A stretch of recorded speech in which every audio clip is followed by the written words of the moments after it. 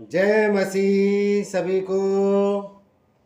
और आप सभी लोग कैसे हैं? उम्मीद करते हैं, आशा करते हैं आप सभी लोग अपने अपने स्थानों पर, अपने अपने जगह पर परमेश्वर की आशीष और ब्लेसिंग्स तले होंगे। तो आज हम फिर हाजिर हुए हैं नई दुआ, नई प्रार्थना, नए विषय के साथ। तो जी हाँ भाई बहनों, आज हम देखेंगे पवित्र पाक बाइबल के द्वारा ऐसा शक्तिशाली वचन जो है भजन संहिता। आज हम भजन संहिता को पढ़ेंगे। ये भजन संहिता उन लोगों के लिए है, उन भाई बहनों के लिए है जो प्रताड़ित किए जा रहे हैं, जो परेशान किए जा रहे हैं, जो अपने विरोधियों के द्वारा मानसिक रूप से परेशान हो रहे हैं, बेवजह को टॉर्चर किया जा रहा है। चाहे वो कोई भी हो, चाहे वो उनके ऑफिस का माहौल हो, चाहे वो उनके आस पड़ोस का माहौल हो, चाहे फिर उनके कोई रिश्तेदार हो, जान पहचान के लोग हो। कभी ना कभी, कहीं ना कहीं ऐसा मौका जरूर आता है कि हमको प्रताड़ित किया जाता है। हर एक उस इंसान को प्रताड़ित किया जाता है जो आगे बढ़ रहा होता है, जो आगे बढ़ना चाहता है, उसको प्रताड़ित किया जाता है, उसको रोका जाता है। कई लोग उसके खिलाफ खड़े हो जाते हैं, कई लोग उसके खिलाफ हो जाते हैं, साजिशें करने लग जाते हैं। ऐसे भाई बहनों के लिए आज का वचन है।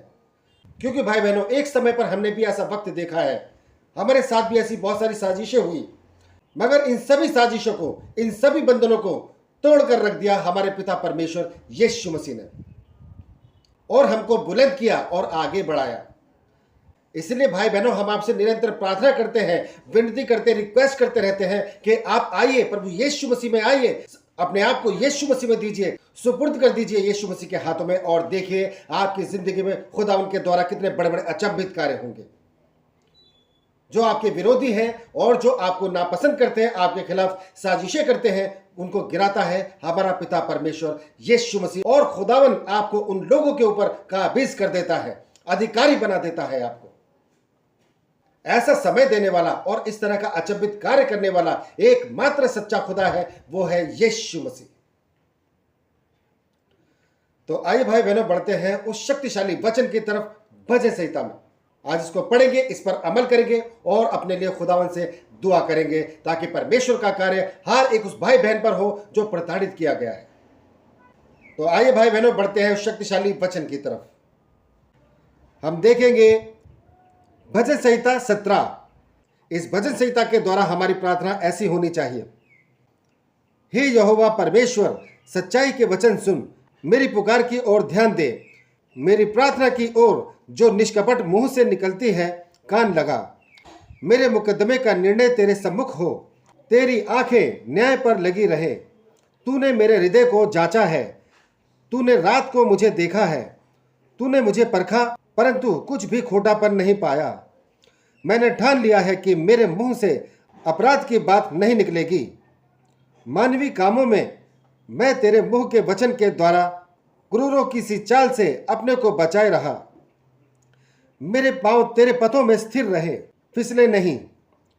हे ईश्वर, मैंने तुझसे प्रार्थना की है, क्योंकि तू मुझे उत्तर देगा। अपना कान मेरी ओर लगाकर मेरी विनती सुन ले। तू जो अपने दाहिने हाथ के द्वारा अपने शरणागतों को उनके विरोधियों से बचाता है, अपनी अद्भुत करुणा दिखा। अपनी आंखों की पुतली के समान सुरक्षित रख, अपने पंखों के तले मुझे छिपा रख। उन दुष्टों से जो मुझ पर अत्याचार करते हैं, मेरे प्राण के शत्रुओं से जो मुझे घेरे हुए हैं, उन्होंने अपने हृदयों को कठोर किया है। उनके मुंह से घमंड की बातें निकलती हैं। उन्होंने पग पग पर हमको घेरा है। वे हमको भूमि पर पटक देने के लिए घात लगाए हुए हैं। वह उस सिंह के समान है जो अपने शिकार की लालसा करता है, और जवान सिंह के समान घात लगाने के स्थानों में बैठा रहता है। उठ हे यहोवा, उसका सामना कर और उसे पटक दे। अपनी तलवार के बल से मेरे प्राण को दुष्ट से बचा ले। अपना हाथ बढ़ाकर हे यहोवा, मुझे मनुष्यों से बचा, अर्थात संसारी मनुष्यों से जिनका भाग इसी जीवन में है और जिनका पेट तू अपने भंडार से भरता है। वे बाल बच्चों से संतुष्ट हैं और शेष संपत्ति अपने बच्चों के लिए छोड़ जाते हैं। परंतु मैं धर्मी होकर तेरे मुख का दर्शन करूंगा। जब मैं जागूंगा तब तेरे स्वरूप से संतुष्ट होऊंगा। आमीन। तो जी हाँ भाई बहनों, ये वो दुआ है, ये वो प्रार्थना है जिसको आपने बोलना है। ये शक्तिशाली वचन है, इसके द्वारा प्रार्थना कीजिए। अगर आप प्रताड़ित किए गए हैं, अगर आपको परेशान किया जा रहा है, अगर आपके खिलाफ युक्तियां चली जा रही हैं, चाल चली जा रही हैं, साजिशें की जा रही हैं, तो आपको इस वचन को बोलना है। इस वचन को बोलिए, खुदावंद यीशु मसीह के सम्मुख, देखिए आपकी जिंदगी में कैसे कार्य होगा। मगर भाई बहनों, मैं आपको बताना चाहता हूं, जब भी आप दुआ करें, प्रार्थना करें, वचनों के रेफरेंस से प्रार्थना कीजिए। आपकी प्रार्थना का उत्तर 101% आएगा, आपके जीवन में कार्य होगा। जब आप शक्तिशाली वचनों के द्वारा दुआ करते हैं, प्रार्थना करते हैं, चाहे कितना भी बड़े से बड़ा इंसान हो, अपनी दौलत का, अपनी ताकत का इस्तेमाल कर रहा हो, वो भी आपके सामने गिराया जाएगा, क्योंकि वचन कह रहा है। चाहे वो लोग अपनी संपत्ति पे घमंड करते हो, अपने बच्चों पे घमंड करते हो, मगर भाई बहनों, आपको घमंड करना है तो सिर्फ सच्चे खुदा यीशु मसीह पर करना है, क्योंकि परमेश्वर के द्वारा ही आपकी जिंदगी में बड़े बड़े अद्भुत कार्य होते हैं, जो आपके परिवार को भी बचा कर रखता है, आपके बच्चों को भी बचा कर रखता है और आपको हर तरह से संपूर्ण करता है। इसीलिए आपने अन्य जातियों की तरह अपने पैसे पर या अपनी संतान पर या अपने रिश्तेदारों पर भरोसा नहीं रखना है। जैसे बाकी लोग दिखाते हैं, मेरा तो इतना बड़ा कुनबा है, मेरा तो इतना बड़ा खानदान है, मेरे पास तो धन संपत्ति है, मेरे बच्चे तो बहुत काबिल हैं। नहीं भाई बहनों, जो इस तरह की सोच रखता है वही नीचे गिराया जाता है। इसलिए आपका विश्वास, आपका भरोसा सिर्फ परमेश्वर यीशु मसीह पर होना चाहिए, क्योंकि यीशु मसीह ही आपका गढ़ है और यीशु मसीह ही आपकी ताकत है, यीशु मसीह ही आपकी धन और संपत्ति है। अगर यीशु मसीह आपके जीवन में है तो सारी दुनिया जहां की धन संपत्ति आपके पास में है, सारी ताकत और सारा बल आपके पास में है।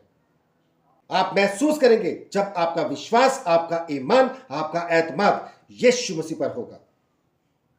आप देखेंगे आपकी जिंदगी में ऐसे कार्य होंगे, दिन प्रतिदिन कार्य होते चले जाएंगे और आप हैरान हो जाएंगे, और जो दुष्ट लोग हैं वो परेशान हो जाएंगे। इसकी जिंदगी में ये क्या हो रहा है, ये अचानक कैसे बदल गई इसकी जिंदगी, और ये हम पर काबिज कैसे हो रहा है, इस पर हमारी किसी युक्तियों का असर क्यों नहीं हो रहा है।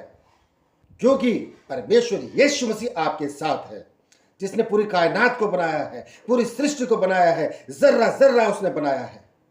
तो फिर इंसान की क्या औकात है, क्या हैसियत है। इसलिए भाई बहनों, अगर फख्र करना है, घमंड करना है, तो यीशु मसीह पर कीजिए और इस कलाम को जरूर पढ़िए। अगर आप सताए गए हैं, अगर आप परेशान हैं, आपको छुड़ा जाएगा और आपको विजय किया जाएगा in the name of Jesus. तो धन्यवाद करते हैं भाई बहनों, आपने यहां तक हमें सुना। इस विषय को, इस सब्जेक्ट को, इस प्रार्थना को अपने सगे संबंधियों तक, रिश्तेदारों तक और जान पहचान के लोगों तक जरूर शेयर कीजिए, ताकि परमेश्वर का पवित्र पाक वचन हर एक घरों में गूंजने पाए एक बड़ी आशीष के रूप में। तो धन्यवाद करते हैं भाई बहनों, आज के विषय में बस इतना ही। कल फिर हाजिर होंगे नई दुआ, नई प्रार्थना, नए विषय के साथ। तब तक के लिए आप सभी भाई बहनों को हमारा जय मसीह।